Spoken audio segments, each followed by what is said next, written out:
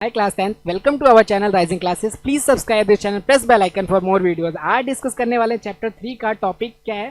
Chemical properties of metal. Metal and non metal का chapter 3 आपका, और इसका टॉपिक डिस्कस करेंगे जो इस वीडियो के अंदर हम, तो वो है आपका chemical properties of metal. Metal की क्या केमिकल प्रॉपर्टीज होती है? फिजिकल प्रॉपर्टीज को हम डिस्कस कर चुके हैं, तो आप उस वीडियो को जाके देख सकते हो। तो चलिए डिस्कस करते हैं केमिकल प्रॉपर्टीज को।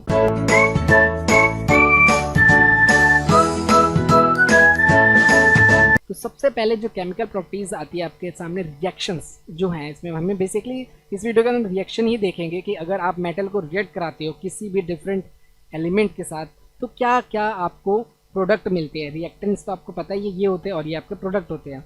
तो वो चीज़ को देखते हैं। सबसे पहली रिएक्शन है, और प्लीज़ आपसे रिक्वेस्ट है इसको कॉपी में ज़रूर नोट करते चलिए रिएक्शंस को, क्योंकि ये इंपॉर्टेंट है, आपको लर्न करनी होगी। तो इसको कॉपी में नोट करते चलिए, स्क्रीनशॉट लीजिए। तो सबसे पहला रिएक्शन होता है reaction with oxygen. Almost all metal combined with oxygen form a metal oxide. देखिए मेटल ऑक्साइड क्या होता है? जिस भी मेटल के अंदर ऑक्सीजन जुड़ जाता है ना, उससे हम क्या बोलते हैं? मेटल ऑक्साइड बोलते हैं। तो ठीक है, इसी तरीके से आप इसमें देखोगे कि ये आपका क्या है? मेटल था। ये क्या है? आपका मेटल है, और इसमें क्या हो गया? ऑक्सीजन जुड़ गया, तो ये क्या बन गया? मेटल ऑक्साइड बन गया। ठीक है, ऑक्साइड मीन्स कि किसी भी मेटल के अंदर, अब कुछ मेटल को आप याद रखना होगा। ठीक है, हाइड्रोजन, जैसे आपका हाइड्रोजन तो नॉन मेटल मेटल दोनों होता है, लेकिन जैसे कि आयरन हो गया, एल्युमिनियम हो गया, सिलिकॉन हो गया, सोडियम हो गया, पोटेशियम हो गया, ये सब के सब आपके क्या है? मेटल्स है। अब इन मेटल के अंदर ऑक्सीजन को आप जब जोड़ दोगे तो ये क्या हो जाएगा? आपका मेटल ऑक्साइड बन जाएगा।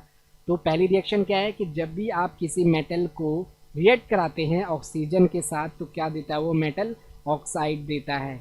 सबसे पहला एग्जाम्पल देख सकते हैं आप, कॉपर। कॉपर क्या है? एक मेटल है। Copper is a metal. Then we react with oxygen in its gives in a product CuO. This is the carbon dioxide. Okay, this is metal oxide basically. ठीक है, ये हम कैसे बोल सकते हैं? कॉपर ऑक्साइड ही बोल सकते हैं।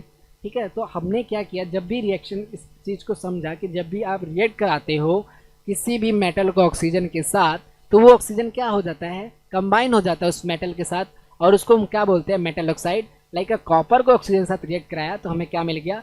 CuO। ठीक है, यानी कॉपर ऑक्साइड मिल गया। ठीक है, तो ये आपका पहली रिएक्शन है। ठीक है, उसका देखते हैं। Metal oxides are basic in nature. इनका नेचर कैसा होता है? बेसिक, जैसा हमने पढ़ा था चैप्टर 2 के अंदर।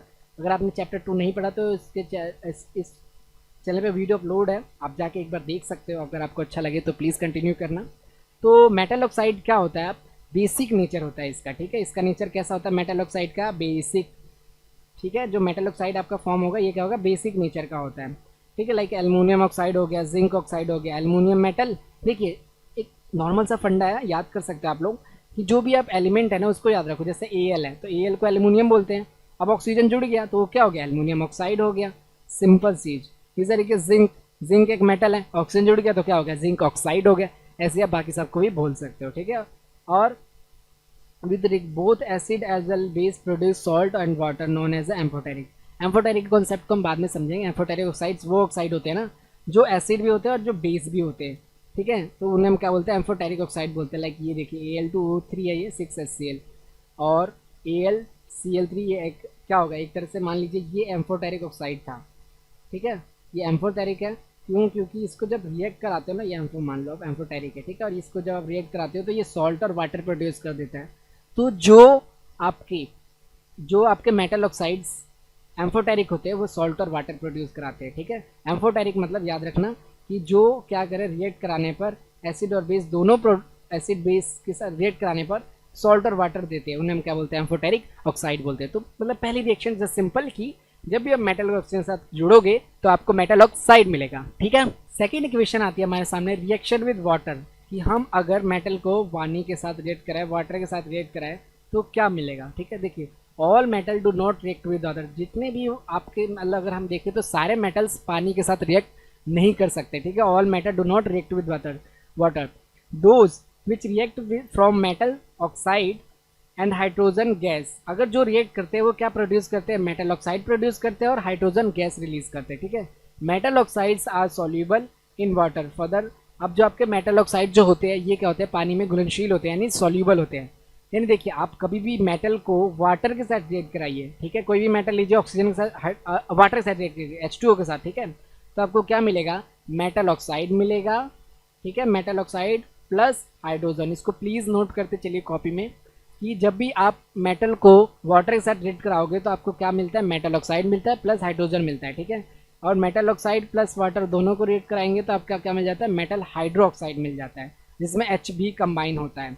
देखिए एक बार इस चीज़ को देख लेते हैं कि ये क्या है, कि ये एक मेटल है और H2O क्या है, वाटर है। इसको आपने रिएक्ट कराया अगर, तो आपको क्या मिल गया, KOH मिल गया प्लस H2O मिल गया। एक तरह से ये क्या होगा, मेटल हाइड्रोक्साइड हो गया आपका, ठीक है। मतलब मेटल ऑक्साइड भी इसे कह सकते हो, और लेकिन ये मेटल हाइड्रोक्साइड है। क्यों? क्योंकि इसमें H भी इन्वॉल्व होता है, प्लस हीट और एनर्जी रिलीज होती है।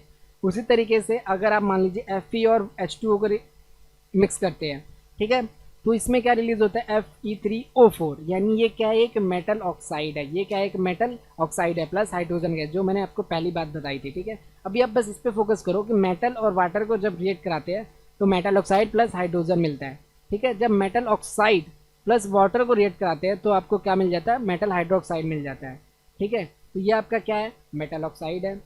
ये आपका क्या हो गया, ये आपका है मेटल ऑक्साइड है। और ये आपका क्या है, हाइड्रोजन है। तो आप जब भी किसी मेटल को रिएक्ट कराते हो वाटर के साथ तो आपको क्या मिलेगा, मेटल। जब भी आप किसी मेटल को रिएक्ट कराते हो वाटर के साथ तो आपको क्या मिलता है, मेटल ऑक्साइड प्लस हाइड्रोजन, ठीक है।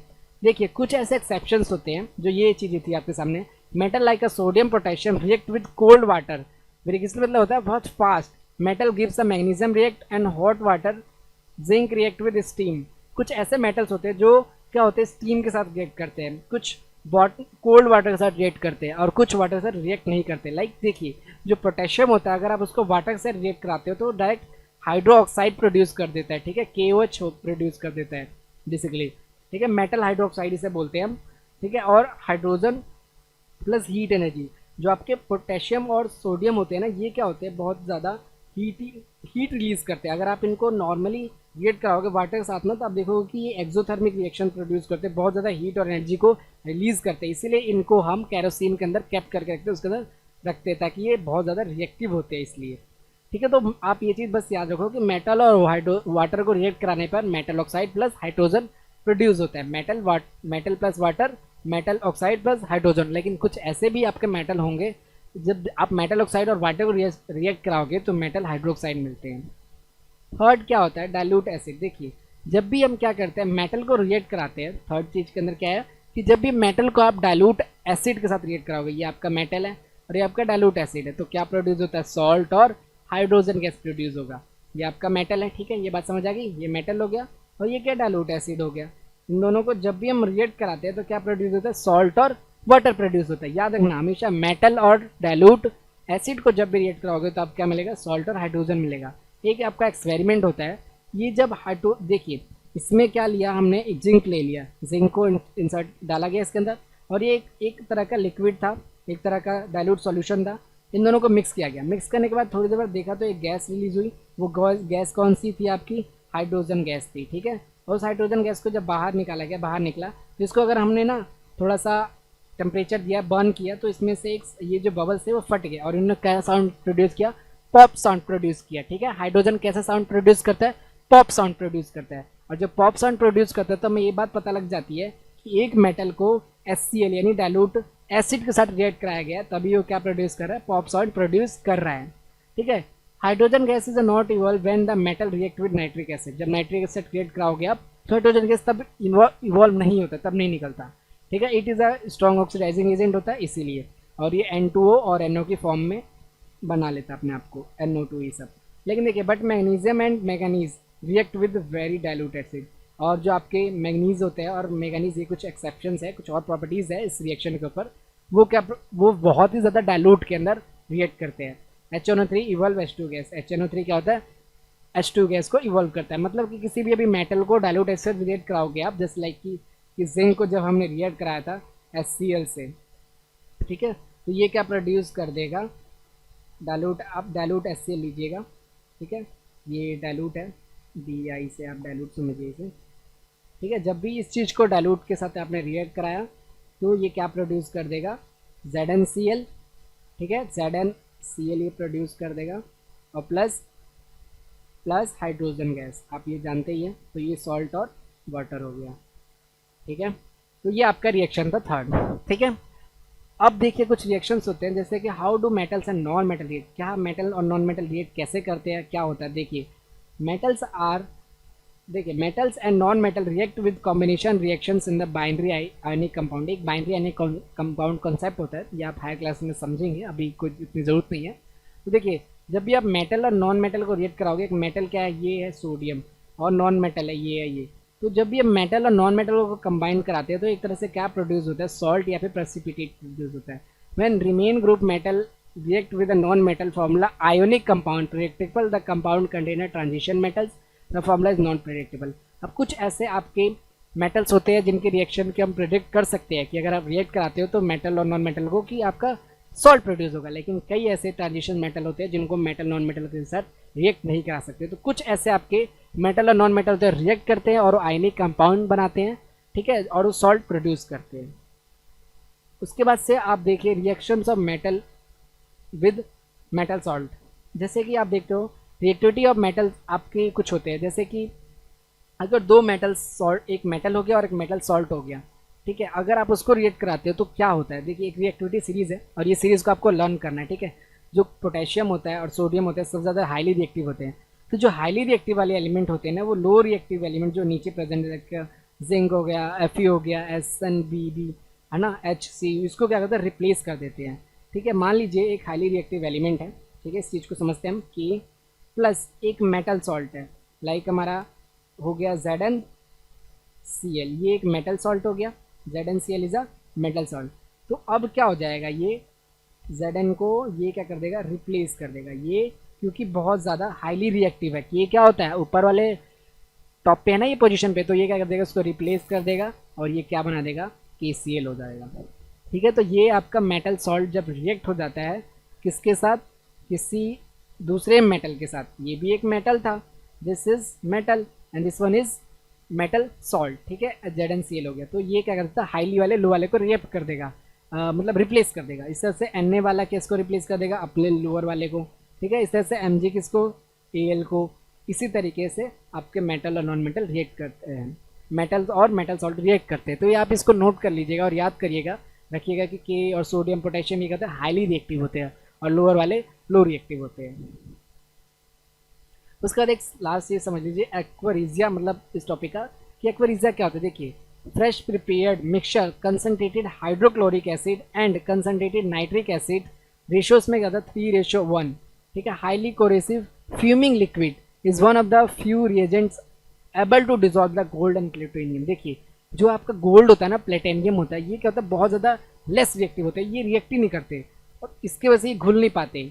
लेकिन एक एक्वारिजा सॉल्यूशन होता है जिसमें 3 HCl होते हैं और एक HNO3 होता है, ठीक है। इसमें कितने HCl है, 3, और HNO3 कितना है, आप बताओ HNO3 कितना, 1 है, मतलब 3 HCl और 1 HNO3 मिलकर, ये एग्जाम में पूछा जाता है, तो प्लीज़ आप नोट जरूर करिएगा इस चीज़ को कि 3 HCl और 1 HNO3 प्रेजेंट होता है किसके अंदर, एक्वारिजिया के अंदर। ये आपका एक्वारिजिया, इसमें क्या है, 3 HCl और 1 HNO3 प्रेजेंट होता है। और एक्वारिजिया की खास बात क्या होती है कि एक्वारिजिया जो होता है वो गोल्ड को, ठीक है, यानी अपने गोल्ड को, Au को डिसॉल्व कर लेता है, मिक्स कर लेता है, घुला देता है, सॉल्यूबल होता है, ठीक है, किसके अंदर, एक्वारिजिया के अंदर। प्लेटिनियम या गोल्ड ये एक्वारिजिया सॉल्यूशन में सॉल्यूबल होते हैं, ठीक है, जिसमें 3 HCl होता है और 1 HNO3 होता है, ठीक है। 3:1 यानी 3 HCl और 1 HNO3 से मिलके बनता है एक्वारिजिया। और एक्वारिजिया क्या होता है, डिसॉल्व कर सकता है गोल्ड और प्लेटिनम को अपने अंदर। ये आपका टॉपिक था।